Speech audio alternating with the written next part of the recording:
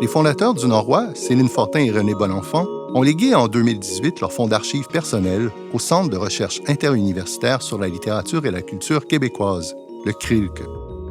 Pour mettre en valeur ce fonds, est née l'idée d'une série balado qui retracerait la tradition d'écriture inaugurée par la maison d'édition en 1971, tout en rendant compte des forces vives qui la caractérisent aujourd'hui.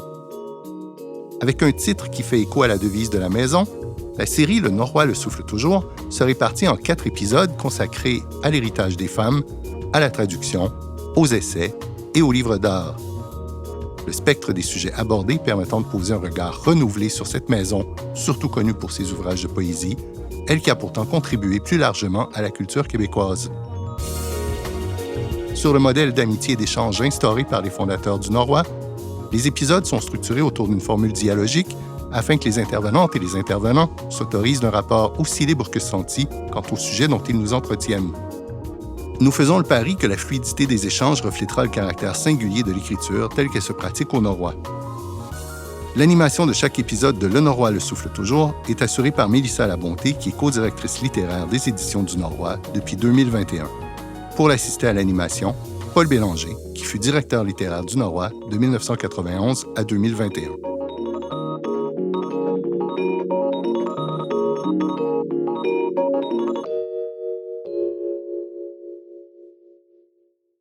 Bonjour, bienvenue à cet épisode de Le Norrois le souffle toujours, dans lequel nous parlerons de la traduction au norrois. Depuis plusieurs années, les collections Dialogue et Latitude accueillent respectivement des traductions du Canada anglais comme Robin Sarah, Erin Mouret, Bronwyn Wallace et des traductions de l'étranger avec des poètes de l'Espagne, de la Corée, de la Suède, des États-Unis et j'en passe. Certains diront que la traduction en poésie est impossible. Est-ce que le poème qui fait de la langue son essence même peut traverser vers d'autres signes? En plus du fond, il y a la forme. Une attention supplémentaire doit être portée au rythme, à la musicalité, à la phonétique. Sur cette fine ligne entre le traduire et le réécrire, ce passage d'une langue à l'autre ouvre le poème à de nouvelles possibilités, à une nouvelle sensibilité propre au langage d'accueil. Tout un défi, me direz-vous, un défi à la hauteur de mes invités aujourd'hui, respectivement traductrice et poète au sein du Norrois. Mary Franklin est traductrice littéraire spécialisée en poésie et en roman. Elle a remporté le prix John Glasgow pour sa traduction du recueil The Rocking Chair, la chaise berçante de Klein en 2007 et a été finaliste au prix de traduction de la Quebec Writers Federation en 2012. Après avoir été finaliste au prix littéraire du gouverneur général à 2 reprises, elle a remporté finalement ce prix en 2021 pour sa traduction des poèmes d'Elizabeth Smart publiés au Norrois. Marie, bonjour. Bonjour, Mélissa. Ça va? Oui, toi? Oui, très bien, merci. Ensuite, Chantal Ringuet, qui est écrivaine et traductrice. Elle a traduit certaines voix singulières de la littérature, dont Marc Chagall, Rachel Korn et Leonard Cohen. On peut dire que le yiddish est sa galaxie. Docteur en études littéraires à l'UQAM, elle a réalisé un postdoctorat sur le pluralisme culturel à Montréal et la littérature yiddish à l'Université d'Ottawa. Poète, elle a publié entre autres Le sang des ruines qui a remporté le prix littéraire Jacques Poirier en 2009 et plus récemment au Norrois, Forêt en chambre qui entremêle la voix de la poète à celle de la poète yiddish Rachel Korn. Chantal, bonjour. Bonjour, Mélissa. Bonjour. Finalement, Paul Bélanger, ami co-animateur, poète traduit à plusieurs reprises. Bonjour, Paul. Allô, allô? Donc, pour commencer la conversation, j'aime bien remonter dans le temps et poser la question de votre première rencontre avec le Norrois. Est-ce qu'elle s'est faite par le biais de la traduction ou bien simplement en tant que lectrice de poésie? Chantal? Il y a 3 auteurs dont je me souviens qui ont été des rencontres importantes au Norrois. Ce ne sont pas des traductions, ce sont des poètes. C'était dans les années 90, là, Anne-Marie Alonso avec Tout au loin la lumière. Un très beau recueil, celui de Geneviève Amiot qui m'avait beaucoup parlé également, Je t'écrirai encore demain. Oui. Et un recueil qui m'a suivi quand même pendant plusieurs années ensuite, qui a été publié un peu après, c'était Les œuvres choisies de Jacques Brault, de 1965 à 1990. Et donc, ce sont vraiment ces trois auteurs-là, je dirais, qui ont été pour moi une porte d'entrée au Norrois. Trois voix poétiques singulières, fortes, et je dirais qui me suivent depuis. Oui, non, mais Geneviève Amiot est quand même Oui, c'est majeur. majeure. Et toi, Marie, de ton côté? Mais moi, j'ai fait ma maîtrise avec Robert Melançon, que vous connaissez. Et je connaissais pas le Norrois à l'époque, j'étais tout jeune. Puis il m'a proposé de traduire The Rocking Chair de A.M. Klein. Puis il dit, on va publier ça au Norrois. Paul, il est super intéressé par ce texte-là. Ça, j'étais comme, Paul, c'est qui ça? Puis là, on a fini le travail après 2 ans d'acharnement. Et on s'est rencontrés, Paul et moi, avec Robert. Puis j'ai comme découvert le catalogue incroyable que j'avais sous les yeux, que j'avais pas rencontré avant. Mais c'est ça, là, j'ai commencé à lire la poésie de Robert, notamment Le Paradis des apparences, tout ça, la poésie de Paul, que j'aime beaucoup. Mais ce que tu as fait avant aussi, mais il faut que je parle de Desblais. Là. Moi, j'ai vraiment beaucoup aimé Desblais. Et même si, bon, c'est pas ma première rencontre, mais ça m'a interpellée en tant que traductrice parce que tu revisites un mythe qui est celui d'Orphée, qui est pour moi une traduction aussi, parce que c'est une partition quand même quand on revoit quelque chose qui a déjà été écrit, en fait. Mais je m'éloigne complètement. Mais c'est ça. C'est vraiment à travers Robert Melançon que j'ai eu la chance d'entrer par cette porte-là. Donc, c'est pas en tant que lectrice que j'ai découvert le Norrois, c'est en tant que traductrice. Puis, Parce puis qu'à après ça, à ce moment-là, il y avait déjà un intérêt à traduire de la poésie, j'imagine. Moi, je savais pas trop. J'allais voir Robert. Je disais, moi, j'ai la chance d'être élevée dans un milieu bilingue. Je m'intéresse à la traduction. Il dit, OK, tu vas faire A.M. Klein, The Rocking Chair. C'était en 1948. Il n'y a personne qui a osé toucher à ça parce que c'est complexe quand même, puis il n'y a personne qui veut le faire. Toi, tu le fais. Je dis, ben, sure. Je l'ai fait. Puis la première fois que je l'ai lu, je fais, ah non, ça se passera pas. C'est difficile. Mais justement, ce qui est vraiment intéressant avec ce livre de Klein, c'est qu'il porte beaucoup sur des aspects du Canada français. Oui. Et certains ont dit que c'était presque en soi une traduction. Ouais. Et que finalement, le retraduire, c'était presque comme une traduction d'une traduction. Comment tu vois la chose? D'abord, il y a un des poèmes du recueil qui s'appelle Montreal, qui est composé avec des mots qui sont tous à la fois compréhensibles par l'anglophone et le francophone. Tu sais, comme... en tout cas, il est loin, là, mais c'est-à-dire que lui-même avait une volonté de créer un rapprochement. Il parle beaucoup des Canadiens français, qu'on appelait les Canadiens français à l'époque. Donc, c'est la chose la plus naturelle que de traduire ça après, parce que lui-même s'est intéressé à notre culture. Ouais. Donc, et puis, il y avait la torsion des langues, si je peux dire. Il y a les trois langues, yiddish, anglais, français. Puis le yiddish, ouais. Il y en a moins dans celui-là, je pense, dans d'autres de ces recueils, il y en a plus. Ouais. Mais c'est quand même présent. Et moi, je me souviens t'avoir dit, après la traduction, après avoir traduit A.M. Klein, tu peux traduire n'importe quoi. Parce que il y a beaucoup de pièges, beaucoup de difficultés. Et quand on a fait la collection, on a créé la collection, un de mes fantasmes, c'est sûr que c'était Klein parce que je connaissais déjà The Rocking Chair. Et je me disais, c'est incroyable, il faut absolument que ce livre-là soit traduit en français. Il manquait la traductrice. Mais cette petite étudiante, là, c'est qui, là? Mais justement, Paul, peux-tu nous parler des débuts de ces collections-là de traduction? Parce que je pense qu'ils ont été créés par ton arrivée au Norrois. Je pense que c'était un désir, en reprenant la maison, qui était de justement accueillir des traductions, des voix d'ailleurs et aussi du Canada. Absolument. On voulait créer une collection de traductions. Et en prenant le Norrois, donc, il y a une pile de manuscrits. Et dans les manuscrits que René et Céline nous ont laissés, il y avait un truc qui s'appelait Poème yiddish. Jacob Isaac Segal, que je connaissais absolument pas.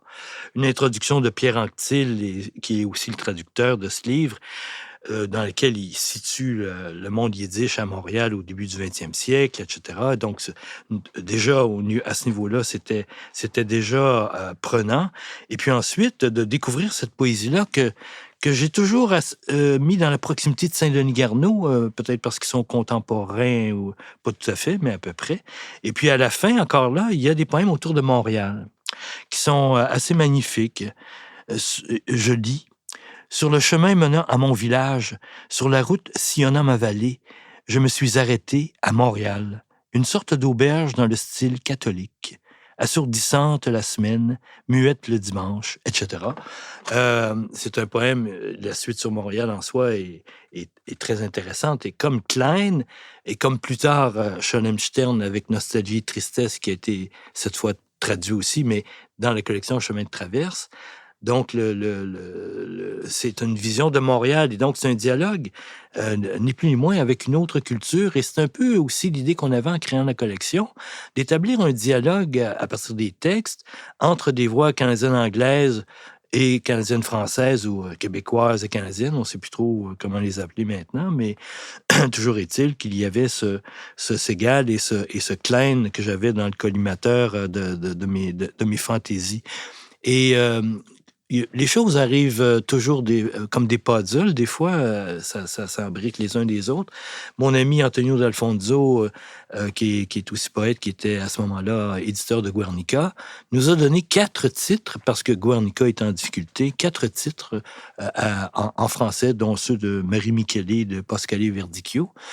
Donc, à partir de là, il y avait déjà un ensemble qui était là. Et puis après ça, se sont rajoutés des Margaret Atwood, Stephanie Bolster, David Solow, on l'évoquait, Michael Ondaatje, et aussi des poètes d'autres langues, comme Hossein Charang, un poète iranien formidable, que vraiment, ça aussi, c'était une grande découverte. Donc, ça a permis la collection d'ouvrir à la culture de l'autre. Et on avait aussi l'idée d'une collection qui ferait que... enfin, c'est venu sur une proposition. Je pense que ça va être Francis Catalano qui nous a proposé le Magreli. Alors, on s'est dit, ça peut pas aller dans la collection Latitude, qui est dédiée aux poètes canadiens. Donc, on va créer une collection dialogue, un poète étranger qui dialogue avec un traducteur québécois. Mm-hmm. Et ça, il s'est ajouté comme ça quelques titres aussi dans cette collection-là. Et comme je l'évoquais tout à l'heure, là, on trouve de tout. On trouve des Catalans, des Mexicains, des Italiens, même des poèmes de Tagore qui étaient proposés par Normand Baillargeon. Ça, c'était une autre petite joie de l'éditeur, tout à coup, de découvrir un livre écrit en anglais par Tagore, parce que là, si on rajoute des traductions, évidemment, on peut perdre l'original. Et enfin, dans la collection Chemin de traverse, on a fait également quelques traductions, dont les derniers remarquables de Pedro Serrano, Par choc, qui est une réflexion, je pense que tous les poètes québécois devraient lire, parce que d'abord, c'est une intelligence de l'écriture et de la réflexion, sous des airs, un peu comme chez Jacques Brault, de ne pas parler de ce dont il parle. C'est-à-dire parler de la métaphore en évoquant la vision de son fils qui regarde les tortues rentrer dans la mer et qui se demande, mais où vont les tortues? Là, Paul, tu nous nommes plein de titres qui, je pense que parmi ceux que tu viens de nommer, c'est des livres que Marie et Chantal, vous avez nommés un peu comme vos incontournables, parce que tu parles de poèmes yiddish, un des premiers titres de la collection. Je pense que Chantal, pour toi, c'est un des livres incontournables dans le catalogue du Norrois. Oui, absolument. Et pour enchaîner avec mes premières découvertes au Norrois, c'est la première traduction que j'ai découverte. Je me souviens très bien, j'étais étudiante à l'UQAM et je suivais un cours avec René Lapierre. Et je sais que Paul enseignait un autre cours de création juste à côté. Et donc, il y avait toute cette ambiance des ateliers de création. Et à un moment donné, il avait mentionné, René Lapierre, il avait mentionné ce titre. Il avait l'ouvrage dans son bureau. C'était pas en 92, c'était un petit peu plus tard, 95 environ. environ. Et pour dire, c'est un ouvrage absolument magnifique. Il faut lire ce livre. C'est quelque chose d'incontournable qu'on n'a jamais vu. Et surtout que ça fait partie de Montréal. Puis en même temps, donc, tu as cette dimension très familière et la dimension de l'étrangeté avec tout ce monde yiddish, la langue elle-même, etc. Et l'alphabet hébraïque que l'on voit donc, dans les poèmes en version originale. Et c'est tout récemment, en fait, que j'ai appris par Paul que ça avait été la première traduction que le Norrois avait publiée. Oui, et ça, c'est un bel accident parce que Pierre a dit la même chose. Ça a été important dans sa carrière de traducteur ou d'anthropologue même, de faire cette traduction-là. Ça a été vraiment une rencontre. Je n'avais pas réalisé, j'étais très naïf, je n'avais pas réalisé que c'était quelque chose qui ouvrait un acte qui ouvrait sur une culture qu'on ne connaissait pas. Et pour moi, je dirais que ça a ouvert aussi d'autres chemins que je n'aurais pas soupçonnés au départ, mais j'ai eu envie ensuite d'apprendre le yiddish et de le traduire. Et tu as commencé à apprendre le yiddish tout de suite après cette lecture-là? Non, beaucoup plus tard, en fait, en m'intéressant donc à la culture juive de Montréal. J'ai commencé un petit peu durant le doctorat, mais ensuite j'ai fait des cours intensifs. C'est long quand même, hein? C'est long. C'est un autre alphabet complet. Oui, mais j'avais fait de l'allemand aussi. Oui, ça aide. Ce qui est intéressant, c'est qu'il faut voyager beaucoup de nos jours pour apprendre le yiddish parce qu'il n'y a plus de programme. Comme à McGill avant, on pouvait faire 5 ans de programme en yiddish. Alors, ça n'existe plus. Alors, moi, j'ai voyagé. Je suis allée à Vilnius, donc à Ottawa d'abord, mais à Vilnius ensuite. Et après, j'ai fait des cours privés, des choses comme ça. Puis, il y a tout un réseau qui se met en place. Et à partir d'un certain moment, voilà, on commence à traduire. Mais je traduisais au départ pour ma recherche, parce que je faisais vraiment une recherche postdoctorale. Donc, j'ai commencé à traduire de la poésie comme ça. Et c'est par la suite que ce lien entre recherche, traduction et création s'est vraiment renforcé. C'est là où j'ai commencé à écrire de la poésie tranquillement. Et puis, où voilà, je me suis comme un peu laissée emporter par cet univers qui est aussi l'univers de A.M. Klein, soit dit en passant. Je tiens à le souligner parce que les deux, Segal et Klein, étaient très proches, se sont connus. Mais il y a Montréal aussi, le Montréal juif. Montréal, exactement. Donc, qui est vraiment un sujet dans lequel j'ai beaucoup plongé, jusqu'à Léonard Cohen, puisque Klein a été un mentor de Léonard Cohen, même si lui ne venait pas de cette tradition. Et parmi les autres traductions que j'ai beaucoup aimées, alors toujours de cette tradition littéraire, mais une femme qui écrivait en anglais, ce petit ouvrage qui est apparu aussi dans les années 90, une traduction de Miriam Waddington. Donc, un ouvrage qui s'intitule En guise d'amant, c'est Christine Klein-Latto, qui était professeure dans l'Ouest. Edmonton? Je pense qu'elle est à Toronto. Je crois qu'elle est à Glendon College. Qui avait traduit Miriam Waddington. J'avais commencé à traduire aussi les récits de Miriam Waddington qui sont toujours dans mes tiroirs, mais moi, j'ai beaucoup aimé ce petit ouvrage et il y a vraiment une sorte de parenté aussi qui s'établit avec la chaise berçante de Klein que Marie a traduit. Et voilà. Mais c'est ça, vous avez cet intérêt commun, en fait. Toi, Marie, c'est un de tes premiers livres traduits. Chantal, ça a vraiment créé tout un univers dans ton aventure de la traduction. C'est cette poésie ancrée vraiment dans le territoire montréalais. Ouais. Je pense qu'on est les deux montréalaises jusqu'au bout des doigts. Ben oui. Est-ce qu'il y avait je pose une question, est-ce qu'il y avait des traces de yiddish dans le manuscrit de Klein au départ? À peu près pas, non. Il y a certaines références. Mais dans celui-là, non, parce qu'il s'intéresse vraiment à la culture canadienne-française. Il parle des petits franco en culotte courte. Là, il parle pas de ça là-dedans. Cela dit, je pense que son intérêt pour cette culture minoritaire vient du fait que lui-même étant dans une culture minoritaire à Montréal, il veut tisser des liens entre deux cultures minoritaires devant le monstre anglo qui fait de l'argent. Tout ça, il y a cette espèce de rencontre, de lien naturel, en fait. Oui. Ben oui, c'est ça, entre deux cultures minoritaires. Puis c'était une bonne idée, je trouve, de faire ce pont-là. Un intérêt pour l'autre, c'est toujours intéressant. Et en même temps, ce que je trouve que ça révèle, c'est les liens Klein n'était pas sans lien avec des Canadiens français. Il se fréquentait un peu quand même. Il y a toujours eu cette fréquentation-là. Tu veux dire en politique ou... Non, en poésie. En poésie? Avec j'oublie son nom parce que je veux le dire, là, un Canadien anglais qui est assez connu, qui avait beaucoup de liens avec Saint-Denis Garneau notamment. Oublions ça, mais c'était un des aspects quand même que... Irving Layton? Non, pas. Layton était important, mais bien sûr, mais surtout pour Cohen, ça a été un individu important, mais pour ce qui est de Klein, non, c'est pas majeur. Et si je peux enchaîner, petite parenthèse, c'est intéressant parce que Seagull aussi avait rencontré Judith Jasmin. Oui, donc, à une époque antérieure, il y a même une photo, ils avaient fait un enregistrement ensemble. Donc, il y a toujours eu, au fond, ces liens-là qui étaient très ancrés dans le territoire de la ville.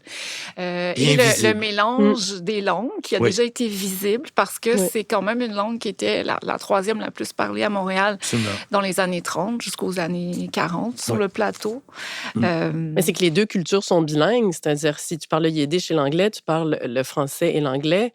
Déjà, t'es aux prises avec cette dualité-là, si tu veux, alors qu'un unilingue anglo de Westmount ne vit pas la même réalité du tout. Fait que c'est sûr que ça...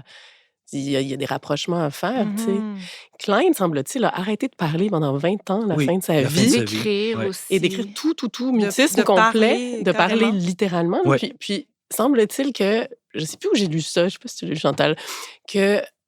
Une fois, il a vu des enfants francophones traverser la rue, puis il a dit « Attention, les enfants! » Puis il aurait comme parlé en français, puis les seuls mots qu'il Oui, j'ai entendu c'était en français. Je ne sais pas si ça vient d'où, là, mais je trouvais ça touchant. Quand même, il y a un réel intérêt. Puis, il y avait un réel intérêt, oui.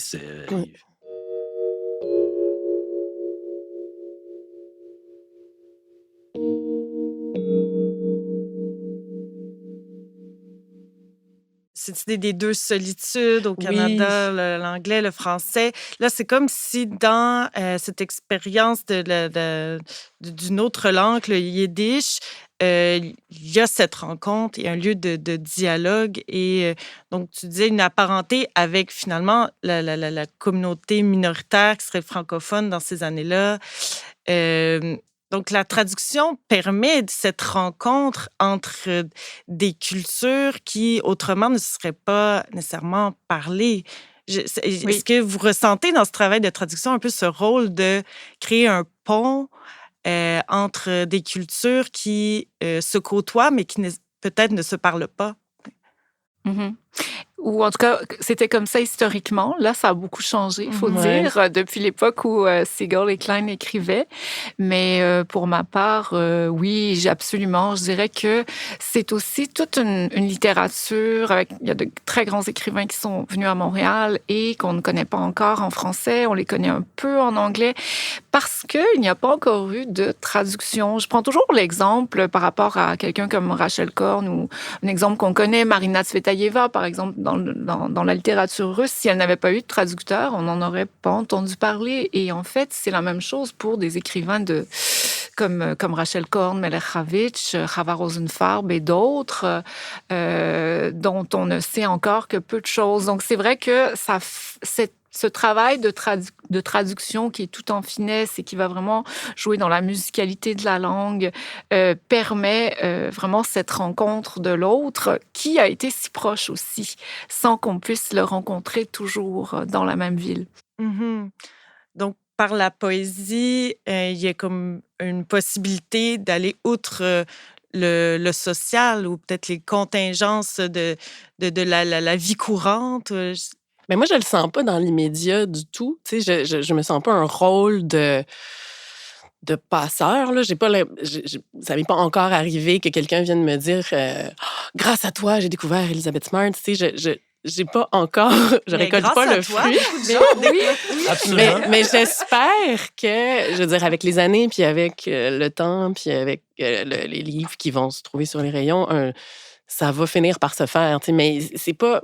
Je sais pas pour toi, Chantal, mais on n'a pas vraiment de retombées immédiates. Là. C'est pas comme j'ai changé la vie de Mais plein de gens. En effet, pourquoi moi je dis ça aussi, c'est parce que il y a eu beaucoup de gens qui m'ont dit, de gens ils soient issus de cette tradition ou qui l'ont eu comme langue, c'était la langue de leurs parents ou leurs grands-parents à Montréal, et qui, écoutant les traductions, entre autres de Siegel, de Rachel Cohn, m'ont dit mais c'est encore meilleur en français, et redécouvrent ces textes qui parfois ils connaissent ou de gens qu'ils ont connus.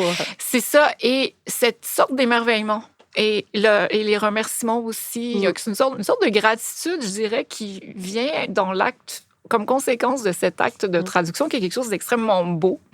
Et c'est en ce sens-là que je mentionnais le travail de passeur culturel. Mais excuse-moi, Paul. Non, mais j'allais dire, c'est intéressant, ça, de se faire dire c'est meilleur en français.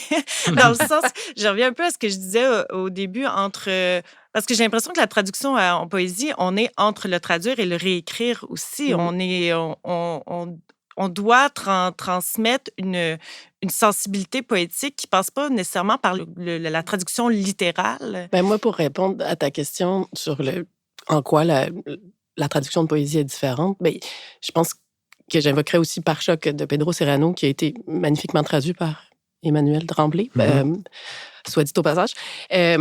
Il parle du poème, il parle pas tant de la traduction, mais il parle du poème comme un objet vivant. Il y a quelque chose de très organique là-dedans, puis si tu le passes d'une personne à l'autre, il va toujours se passer des transformations. Donc, la traduction fait ça, transforme, c'est sûr.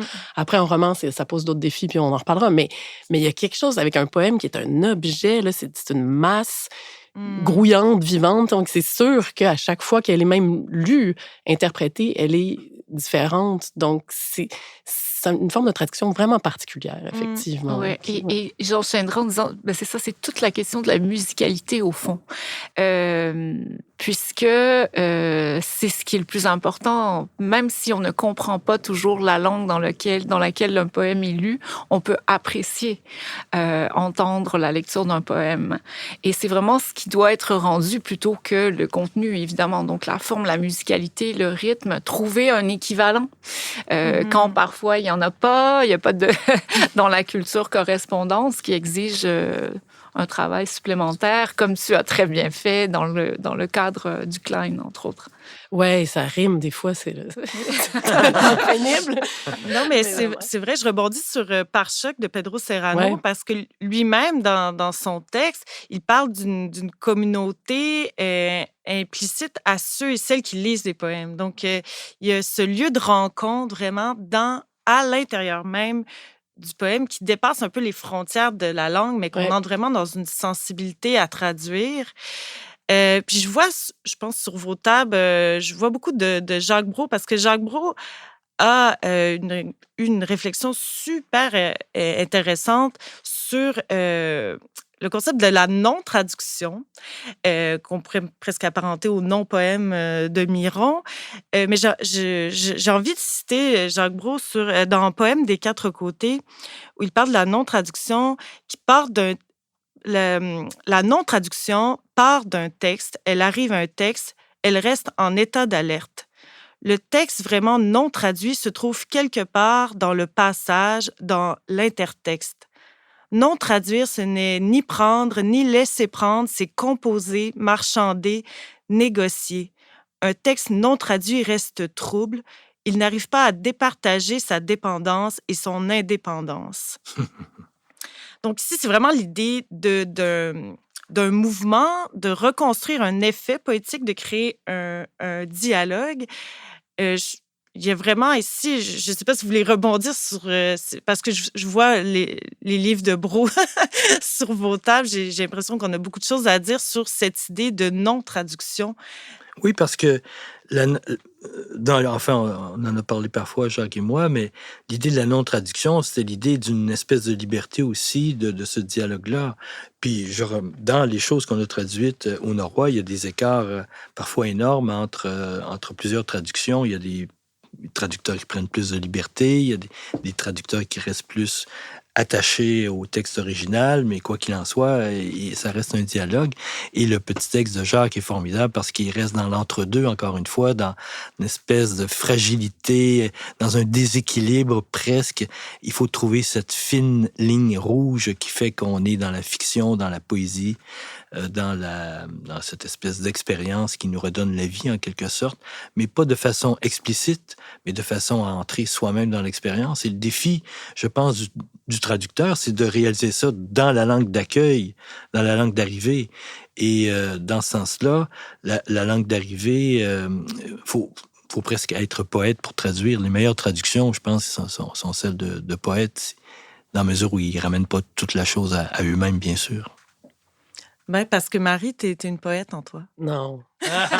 Robin, elle n'arrêtait pas de me dire que j'étais une closet poet, mais I don't feel like one. Mais ça, c'est une question que peut-être je peux adresser à Chantal aussi, parce que moi, j'écris pas. Toi, t'écris la poésie, Forêt en chambre. Je l'ai lu, c'est super beau. Mais encore une fois, dans Forêt en chambre, tu te rapportes à l'œuvre de Rachel Korn. Oui. Donc, il y a encore cette idée-là il y a une espèce de grande chaîne entre les voix. Oui, il y a une sorte de tissage, je dirais, qui est une métaphore qu'on utilise souvent en traduction, mais parce que pour moi, le lien est indissociable vraiment entre la création dans ce contexte-là, dans le contexte de ce recueil, en fait, la création, l'écriture de poésie, la voix du poème et là, la voix de l'autre poète qui vient s'immiscer par fragments, par inspiration dans le texte, avec certaines références à ses propres textes, que ce soit par le biais de citations ou de certains mots, de certaines expressions. Et ça, c'est vrai pour tout le monde qui écrit. Tout le monde qui écrit a déjà lu. Donc, finalement, tout le monde est traversé de voix. Tout le monde traduit. Tout le monde traduit sans le savoir. Non, juste pour resituer Forêt en chambre, donc tu convoques la voix de la poète yiddish Rachel Korn, donc, et tu entremêles ta propre voix de poète. Et j'ai l'impression que là-dedans, il y a l'expérience même de la traduction, au final, de ce qu'on parle, cette idée d'être traversé de voix, que la traduction amène à l'écriture aussi, à une réécriture. Oui, absolument. Et à une façon aussi d'être habité par des voix. Et comment la poésie se met en place, comment il y a, je sais pas, la voix du poème qui, je l'appelle comme ça, qui se dégage autrement.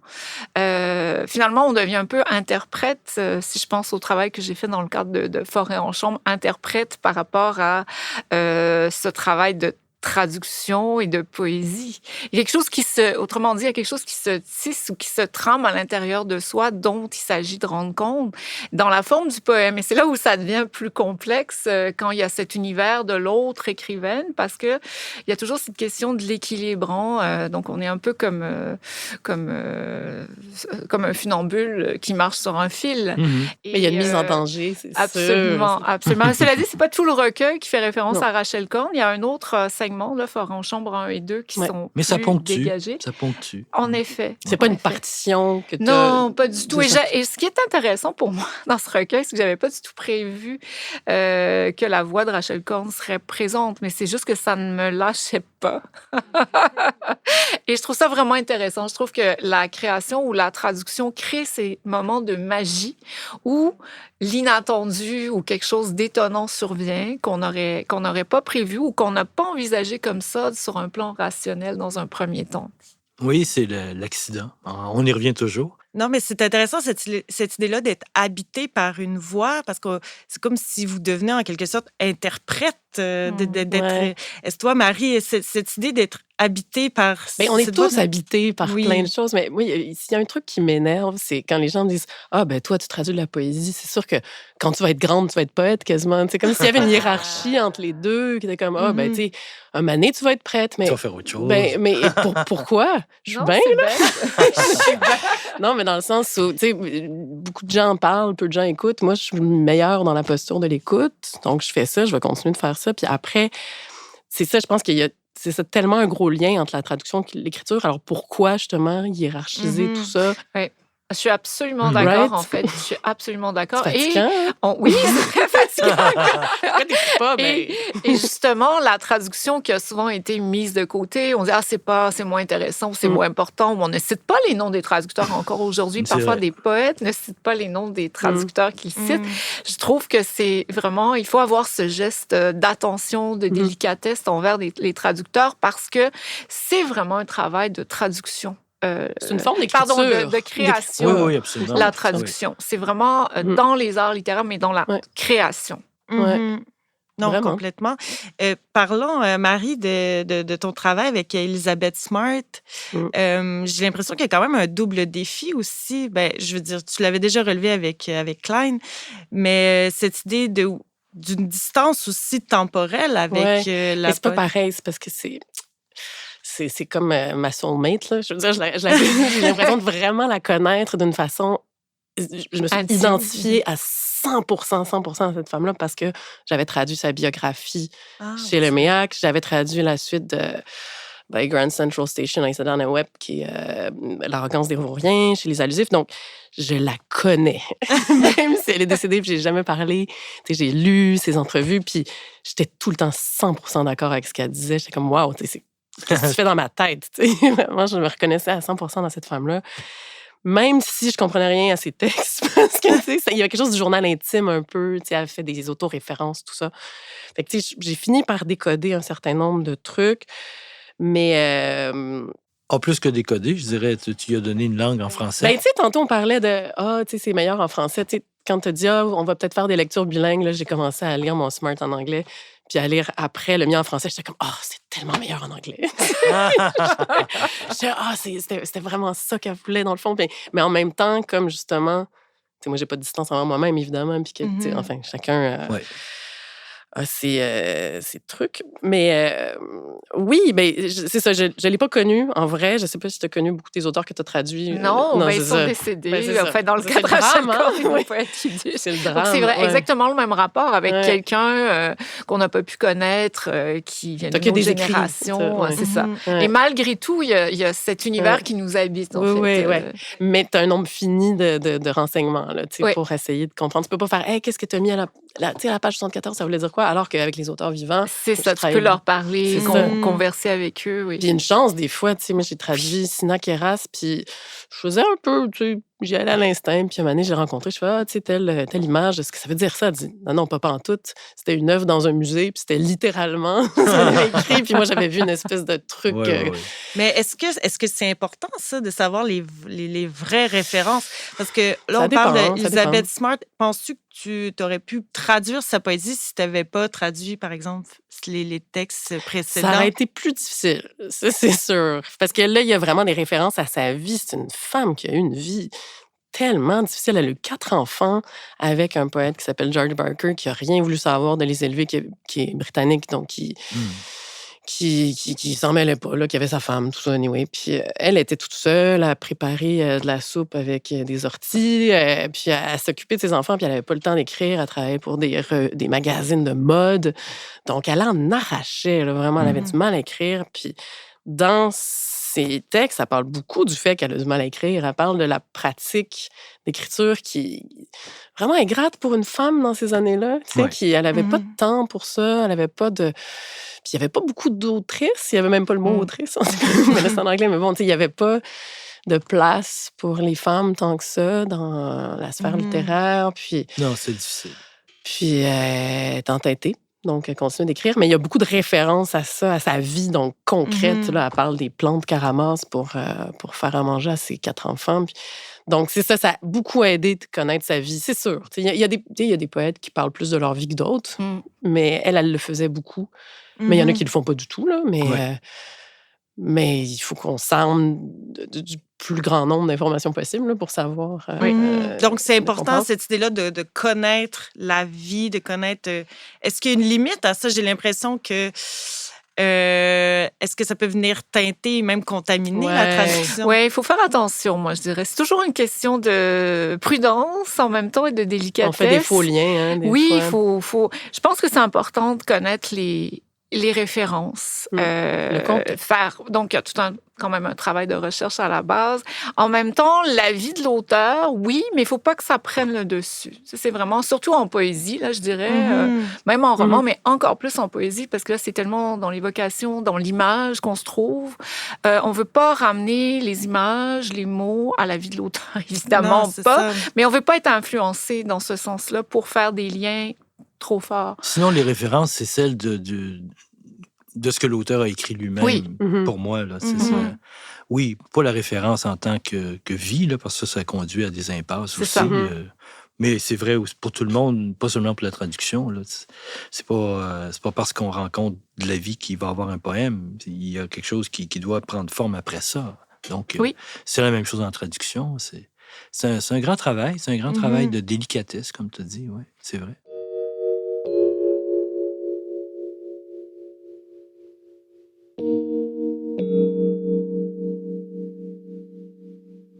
Il faut une acuité incroyable là, pour être capable de, justement, traduire ce qui n'est pas dit, de garder l'énigmatique aussi, à quelque part. Ben, je pense que Chantal, quand on parlait de musicalité, pour moi, ça répond un peu à ça. Je pense qu'il y a presque du mysticisme, là, des fois. Mystère, en tout cas. Ben, un mystère quelconque. T'es même pas si sûr que ça que tu comprends, mais tu le feels. Oui, c'est ça. T'as l'impression que t'es quelque part. Fait qu'il y a une espèce de... Mais là, bon, c'est même mystique, mais... Non, c'est pas mystique, je pense. C'est une affaire mystérieuse. Moi, je C'est parle la pas... sensibilité. Ouais, c'est ça. Moi, je parle pas l'espagnol, mais à force de publier des Mexicains ou mais autres... Pedro, on parle la même langue. Oui. Là, Alors, même mais, si je parle pas mais ce qui est espagnol. étonnant, c'est que quand je questionnais sur un point en français, parce qu'il y avait une différence visuelle ou dans le rythme, mais habituellement, ça porte à conséquence la question que je posais. Donc, ça veut dire que la connaissance du français étant la mienne, je pouvais interroger la traduction aussi. Puis, parce que des fois, il y a des expressions toutes faites qui arrivent. Je me souviens plus c'était dans quel livre, mais un autobus de gens à l'arrêt debout. De gens, c'est mauvais comme expression, parce que de toute façon, il l'avait changé, mais il y avait quelque chose qui ne marchait pas. On aurait dit que c'était l'autobus qui était debout. Et donc, c'est des petites choses comme ça. Pourquoi pas? Mais là, on tombe dans un autre domaine. Non, mais il y a cette espèce d'idée que la poésie est une langue en soi, là, à mon avis. Puis peu importe, tu l'entends dans n'importe quelle langue, tu l'aperçois vaguement de loin. Là. N'est-ce pas? Dans toutes les langues, la poésie parle le même langage. Exact, voilà. Dans la pluralité des langages. Ouais. Mais est-ce que tu aurais envie de lire des extraits, je sais, là, Smart? Smart. Parce que tu dis que c'est meilleur en anglais, à nous mais là, de j'aurais pas dû juger, dire là, ça. Je vais commencer par ça. Ça s'appelle A Bonus. Je commence en anglais. D'accord. That day, I finished a small piece for an obscure magazine. I popped it in the box, and such a starry elation came over me that I got whistled at in the street for the first time in a long time. I was dirty and roughly dressed and had circles under my eyes and far, far from flirtation, but so full of completion of a deed duly done, an act of consummation. The freedom and force it engendered shone and spun out of my old raincoat. It must have looked like love or a fabulous free holiday to the young men sauntering down Berwick Street. I still think this is most mysterious, for while I was writing it, it was gritty and felt like self-abuse, constipation, desperately unsocial. But done, everything in the world flowed back like a huge bonus. Donc, ça, c'est un poème qui fait référence à quelque chose de précis, donc c'est moins dans le mysticisme, mais quand même. Ça s'appelle « Une prime ». Je venais de terminer un court article pour un magazine obscur et de le glisser dans la boîte quand une exaltation s'empara de moi si grande qu'on siffla à mon passage dans la rue pour la première fois depuis longtemps. J'étais sale et vêtue négligemment, j'avais des cernes sous les yeux et n'étais pas d'humeur à séduire. Mais je paraissais si pleinement satisfaite d'une tâche dûment exécutée, d'un acte d'achèvement, que la liberté et la force ainsi procurée émanaient en tournoyant de mon vieil imperméable. Cela devait ressembler à de l'amour ou à la promesse de fabuleuses vacances aux yeux des jeunes hommes qui flânaient sur Berwick Street. Je n'y comprends toujours rien, puisque tandis que je rédigeais l'article, j'éprouvais la désagréable sensation de me faire violence, d'être entravée, désespérément peu sociable. Mais c'était fini, fini, fini. Le monde dans son entièreté m'était revenu, tel une immense prime. Wow. Voilà. C'est un très bon exemple pour qui illustre bien ce que tu disais de tout son rapport à l'écriture aussi, puis de cet acharnement, mais aussi un peu une désillusion quelque part. Mais ce que je trouve intéressant aussi, c'est de t'entendre. Oui. Parce que j'ai l'impression qu'il y a deux interprétations complètement fou, hein? différentes. C'est comme C'est deux personnes. poèmes. Ouais. Moi, je dirais que ce sont deux poèmes magnifiques. Oui, mais Ouais, c'en ouais. est deux, effectivement. Complètement, qui ont chacun leur indépendance, en fait. C'est pas l'un, comme tu disais tout à l'heure, cette question de hiérarchiser les textes, dire le poème et ensuite la traduction, comme si ce serait... Ou la traduction, finalement, est meilleure. Ouais. Ce sont vraiment deux entités séparées, indépendantes et très riches. Toi, quand tu parles yiddish, as-tu l'impression d'être une autre personne? Moi, quand je parle anglais, je suis une autre personne que la francophone en moi. Un autre espace, pas une autre identité, mais il y a quelque chose de ça, oui. Ouais. C'est pour ça que j'aime ça. Ouais, c'est curieux, hein? C'est pas un déguisement non plus, c'est juste un autre saut, là. C'est une autre facette tenue. de soi. Une autre facette, c'est ça. Ouais. Non, mais c'est aussi vrai dans le poème. Il revêt une nouvelle personnalité à quelque part dans sa nouvelle langue parce que le poème habite une autre vision du monde complètement. On se construit par le langage. Donc, j'imagine que pour vous aussi, il doit y avoir justement différentes voix, mais de vous-même, dans le sens que vous habitez autrement l'anglais, le français ou le yiddish. Est-ce qu'en le lisant en français, pour toi, il y a comme un décalage quand tu le lis parce que tu as l'impression que tu l'entends à travers ta propre voix? Est-ce que... un décalage... Un glissement, en tout cas. C'est pas la même voix. T'as la voix... Ouais. En français, t'as une voix beaucoup plus douce. C'est curieux. Alors, puis dans la vie, en général, même des fois, il y a certaines choses que j'ai envie d'exprimer en anglais. Des fois, j'ai moi, envie je de parle les exprimer parfois ça dépend en du anglais. sujet. Oui, c'est ça, tout à fait. Puis je pense que c'est beaucoup lié au rythme. Au caractère direct aussi de certaines affirmations, de certains énoncés. Il y a toujours un petit détour dans le français. C'est plus brodé, délicat. Je veux dire, en anglais, un pompier, c'est un firefighter. Ouais. Puis en français, c'est pompier, il y a un détour, alors que l'anglais est plus direct. Donc, effectivement, j'ai l'impression d'être plus... Dans ta voix française. Je suis plus douce en français. En tout cas, il y avait un écart de voix, là, on l'entendait bien, mais c'est fascinant. Moi, ça me fascine tout ça parce qu'on reste dans la voix humaine, si je puis dire. Hein. Donc, c'est tout ça. C'est pour ça que c'est le fun de le lire, parce qu'à l'écrit, c'est... Bon, c'est une autre expérience, mais je boude pas les deux. Non. Et tu sais, de ton côté, Chantal, parce que dans Forêt en chambre, il y a un poème yiddish qui ouvre en français et on le termine dans la langue hébraïque. J'aimerais t'entendre. Est-ce que tu lis yiddish? Je peux en lire, oui, tout à fait. Un extrait. Dans l'alphabet hébraïque, oui, tout à fait. Je peux vous en lire un extrait. Donc, ça s'intitule Von jener Zeitlied. Von jener Zeitlied ist es Sod Faran. Von in Sod a Haus mit streuenem Dach. Es stehen 3 Sosnes und schweigen sich aus. 3 Schomrim auf ständiger Wach. Von jener Zeitlied ist ein Vogel voran. Ein Vogel bräungel mit einer reutlicher Brust. Es kommt dort zu fliehen, jeden Winter aufs Neu und hängt wie ein Knosp auf dem nackten Kust. Von jener Zeitlied ist ein Stechke voran und Stahl und scharf wie der dinster Schnitt. Und Emmets, was hat sich verblanchet in Zeit, geht dorf und mit Stille und Borwese tritt. Von jener Zeitlied kennen Wunder geschehen.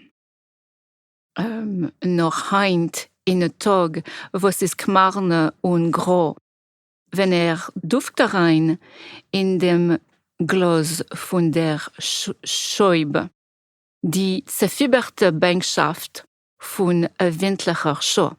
Von jener Seite kennt mein Mama heraus und stehen auf der Schwell, eine Weile vertracht und mit Rufen heim wie einmal.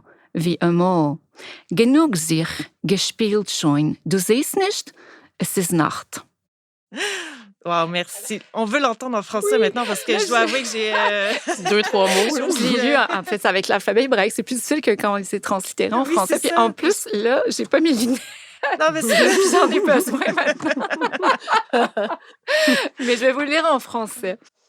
Donc, c'est de l'autre côté du poème. De l'autre côté du poème, il y a un verger. Dans le verger, une maison de chaume et 3 pins qui s'élèvent en silence, 3 gardiens en constante surveillance. De l'autre côté du poème, il y a un oiseau blond ambré à la poitrine rouge. Tous les hivers, il revient voler et s'accroche, tel un bourgeon, dans un buisson nu. De l'autre côté du poème, il y a un sentier, comme la plus mince des incisions, et un être égaré dans le temps foule le sentier pieds nus, en silence. De l'autre côté du poème, des choses étonnantes surviennent, même pendant ce jour sombre quand palpite sur le carreau de la fenêtre la nostalgie fiévreuse d'une heure blessante. De l'autre côté du poème, ma mère peut surgir debout sur le seuil, perdue dans ses pensées. La voilà qui m'appelle, comme jadis. Assez joué, ne vois-tu pas? C'est la nuit. Bravo. J'adore ce poème. Justement, de parler de l'autre côté du poème. J'ai l'impression qu'en traduction, tu n'as pas le choix de t'aventurer. Oui. On parlait du mystère et tout, c'est l'intraduisible. J'ai l'impression qu'on n'a pas le choix de passer de l'autre côté des mots pour justement arriver à une traduction du poème. Et pour moi, il y a une métaphore intéressante de la couture et de l'histoire de ma grand-mère. Quand j'étais enfant, je l'ai racontée dans un TED Talk qu'on m'avait demandé de faire. Et il y avait toujours, c'était du plan de couture, de ce qui était inconnu, mais aussi les finitions. Ma grand-mère disait toujours, un bel ouvrage comporte toujours des belles finitions à l'intérieur. C'est ce qu'on ne voit pas le plus souvent, mais ce qui est le plus important, au fond, c'est comme ça qu'on sait si un travail a été bien fait et s'il est vraiment élégant. Et ça m'est toujours resté, en fait, et je pense que je l'applique un peu dans ce travail de la traduction, en fait, que je fais. Et aussi de la question de l'ornementation. Alors, avec l'alphabet hébraïque, on a tout un autre univers référentiel qui évoque certaines broderies jusqu'à un certain point. Ouais. Travailler l'envers. Oui. Ah, c'est intéressant. Et il y a aussi l'envers du temps ou le rapport à quand on parle d'une auteure qui est décédée, que l'on n'a pas connue, ben c'est l'envers de l'histoire aussi, l'envers de... Il y a tout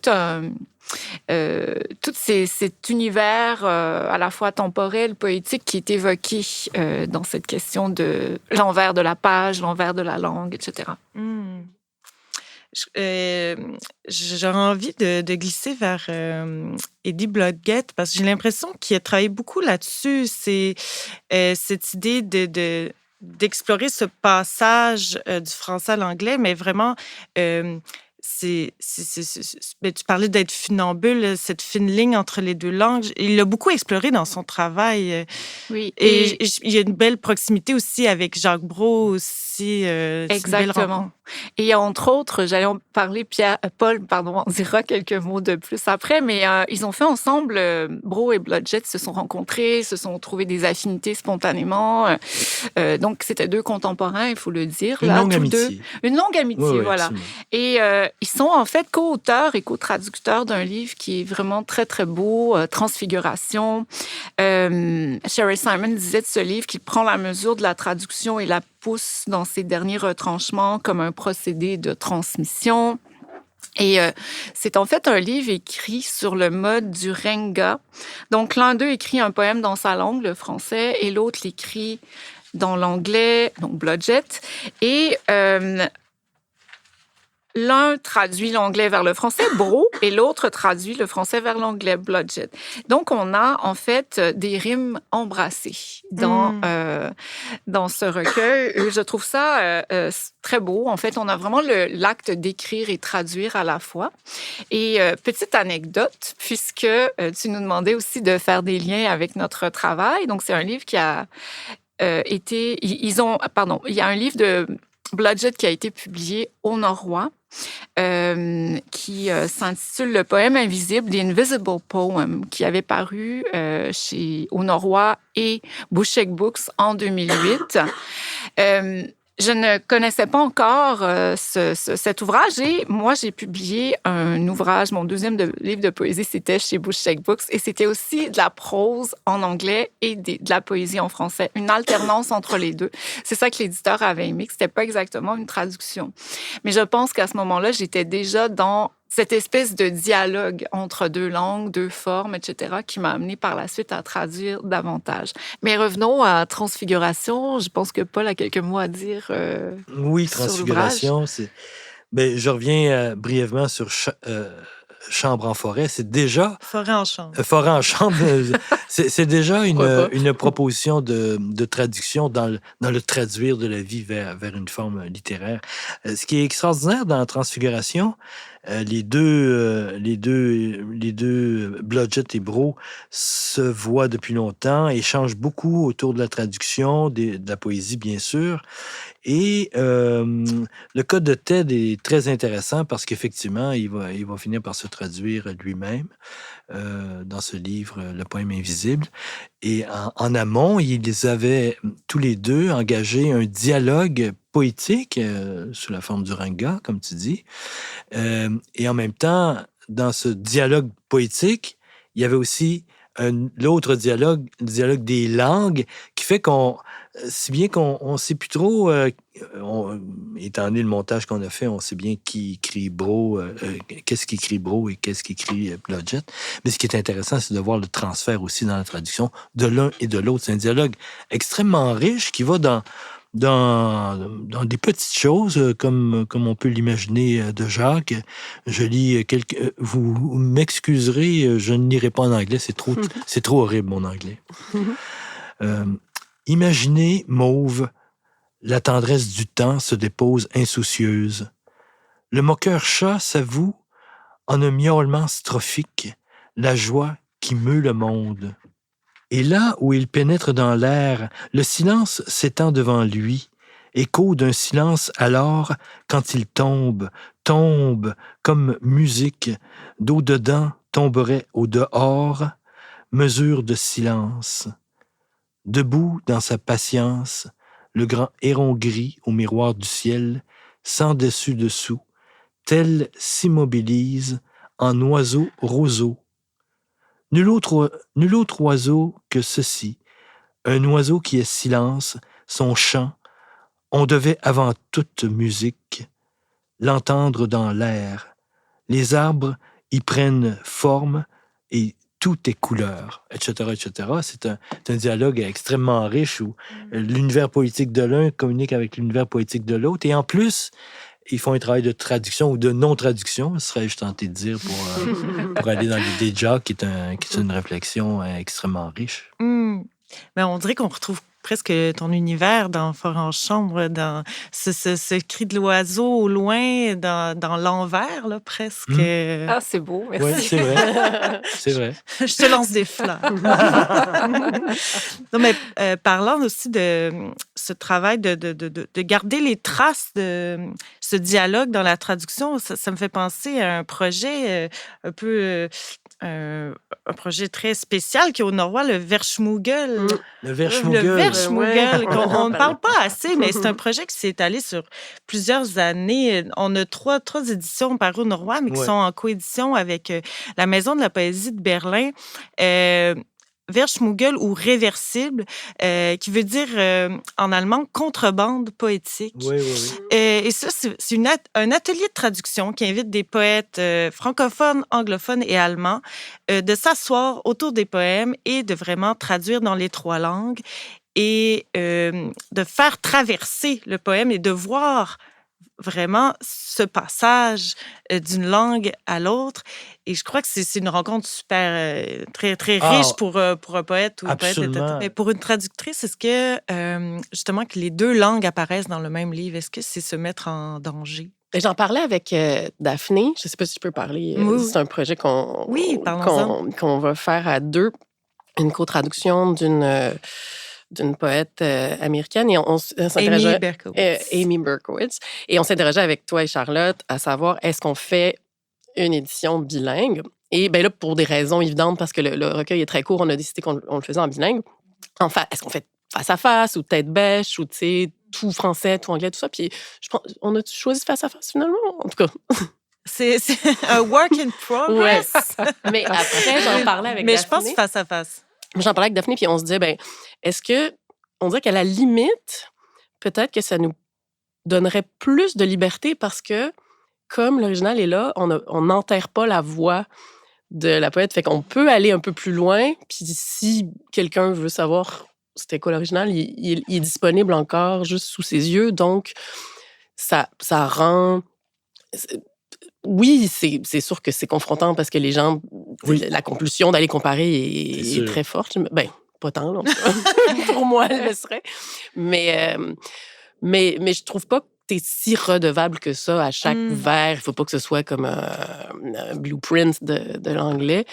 Au contraire, même, je pense que ça montre que tu peux aller ailleurs, puis...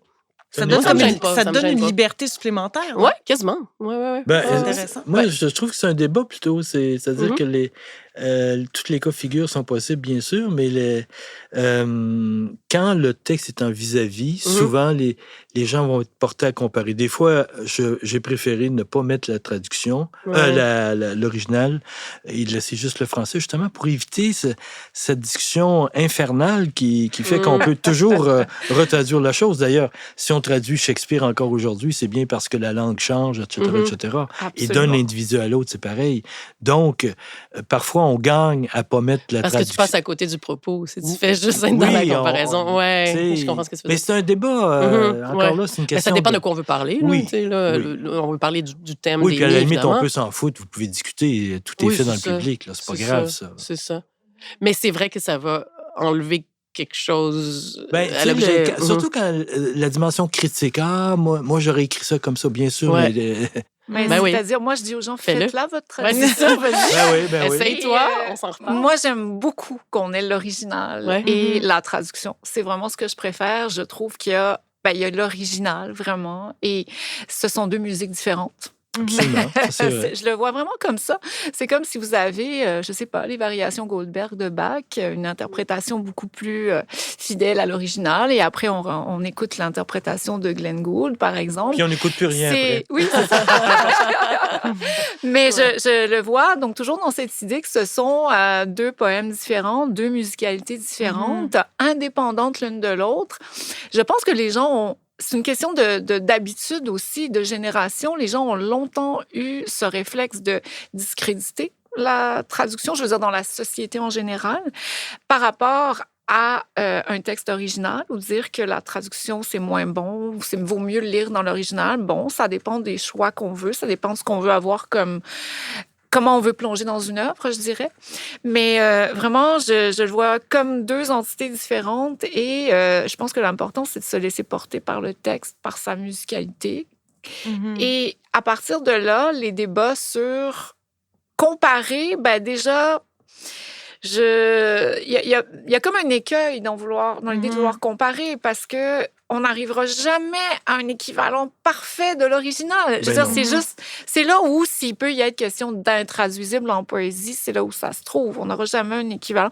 Et c'est ça la beauté de la chose, c'est que je pense, plus il va y avoir même de traduction d'un même poème sous des formes différentes par des traducteurs qui sont vraiment engagés dans leur travail, plus ça va être intéressant. C'est la beauté de la traduction aussi.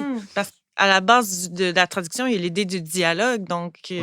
J'ai l'impression... Et tout est en mouvement. Fait que cette idée de comparer pour chercher, moi, je l'aurais pas fait comme ça, mais c'est passé à côté de l'essentiel. de l'essence même de la traduction. Oui, parce que je pense qu'il y a un aspect dans la traduction qui me paraît fondamental. De toute façon, on lit tous des poètes en langue étrangère ou beaucoup d'autres textes en français qui proviennent de l'étranger.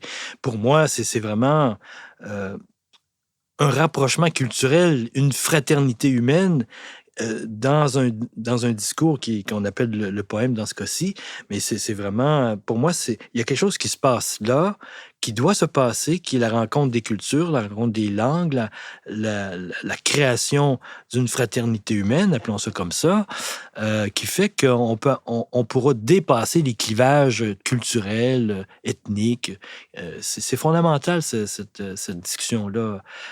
Elle n'est pas là au départ comme préoccupation comme telle, mais à force d'en faire, je me rends compte que des fois, on se sent plus près d'un poète comme Tagore d'un poète ou de notre voisin québécois. Tu sais, c'est très curieux, cette chose-là, qui nous amène ailleurs complètement.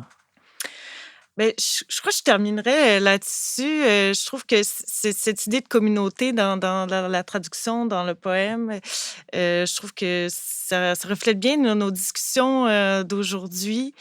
Merci Marie, merci Chantal. Je rappelle vos œuvres respectives, les dernières du moins, Forêt en chambre de Chantal Ringuet, puis les poèmes d'Elizabeth Smart traduits dans la magnifique traduction de Marie Franklin. On aurait pu parler de tant d'autres livres.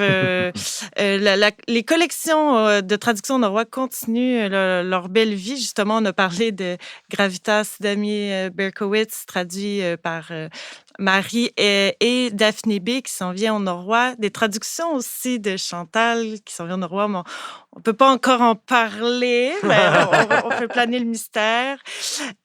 Donc, merci beaucoup de vous être prêtés au jeu aujourd'hui de discuter de la traduction dans le catalogue du norrois. Merci à vous. C'est un plaisir. Merci beaucoup. Merci Mélissa. Merci Paul.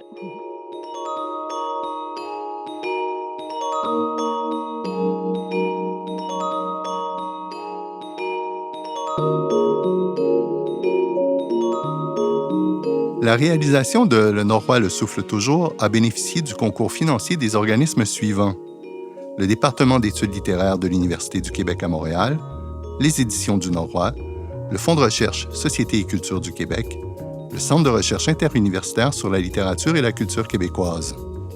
Mais surtout, la création d'une série balado est impossible sans le concours de nombreuses personnes que nous tenons à remercier ici.